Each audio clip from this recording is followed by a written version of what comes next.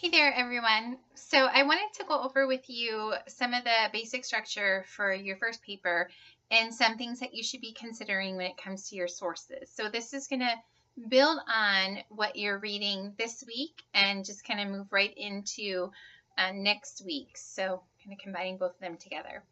So when it comes to the basic argument structure, again, this is something that you had talked about in English 111, but these are also ideas that I'm going to be looking for in this first paper.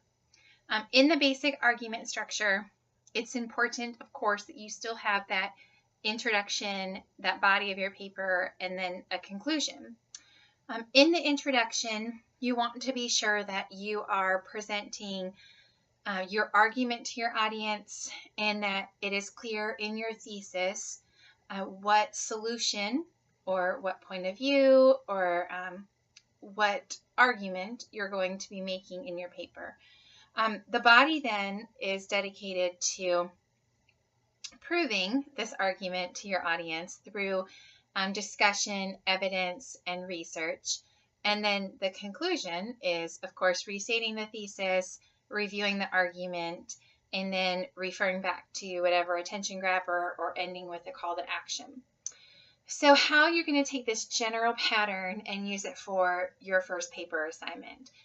So the goal of this first paper is to identify a problem in your field and then offer a solution to that problem and then defend that solution. So what I'll be looking for in this paper is of course, the identification of the problem, which is going to be the more minor part of your paper. The majority of your paper should be your solution and the defense of the solution because that's really your argument. So there's a couple ways that you can identify the problem. You can do this just in the introduction. If you wanted to expand on it some, I would say that you could present it briefly in the body, but again, I'm not looking for this to be a major focus of the actual paper itself. The major focus of the paper is your solution and then the defense of your solution. Your solution itself, this is the basis of your argument, so you want to be sure that it's very clear to me, your audience, what exactly you're offering as a solution. And then you want to show that the evidence supports that your solution is practical and can be implemented. So to do that, I'm going to be looking for some credible sources in this paper. Now, part of our discussion or class readings this week is on credible research. And this is something that I'm going to be stressing quite often in this class. Which is part of the reason why we are so fortunate to have a librarian here embedded directly in the classroom. One thing that I do when I grade your papers is I'm looking not just that you are including sources, but what type of source you have included and that you've included it in a way that it's building in your paper. So just because you have 3 sources doesn't necessarily mean that you're going to be given credit for all 3 of those sources. So first step is finding academic sources for your paper.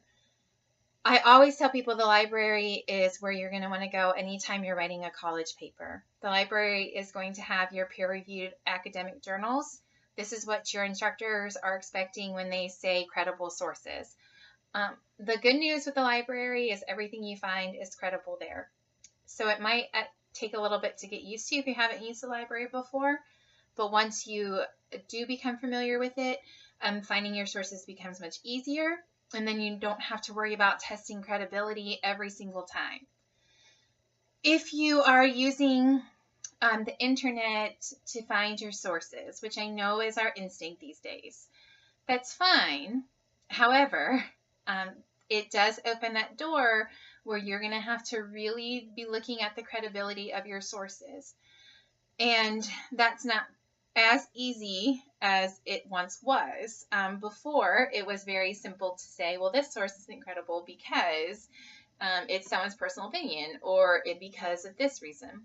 However, that's becoming, when it comes to academic papers, that's becoming a more narrow and narrow reasoning. So I encourage you, if you're using the internet, to really switch over to Google Scholar or to look for journals online as part of your searching. If you have not used Google Scholar before, it's very simple. You can just Google Scholar and it will switch right over to that. And all that does is it looks for journals rather than general web pages and articles. If you are looking at strictly just a Google search, so some things to look at when it comes to your sources. And this was in all the readings that you've done this week, but some things to look at when it comes to the author. There should be an author. That author should be credited, so you should be able to find his or her background. You should be able to find an updated date. It should be updated materials, depending upon what type of field you're working in. Really no more than 5 years. You should be able to find a source that it's published on. This source should be credible. So we're talking education fields, organizations, government, statistics. You should be able to find sources documented in it. So when you scroll down, you should be able to see where they have researched their information from. You should also not see any advertisements. You should see no sort of biasness. You should no slanted information. Basically, you are looking for a very plain journal paper, which is why I say online sources are becoming harder and harder to use in academic papers. So that's what I'm looking for in this paper. I'm looking for a problem that you identify, but again, briefly, not a majority of your paper. I'm looking for a strong solution. I'm looking for that solution to be defended, and I'm looking for credible academic sources. So library journals, Google Scholar searches, and again, I'm going to grade those sources, so you're not going to receive credit for them if I decide that they are not academic sources. If you have any questions over that, again, you can reach out to me at any time.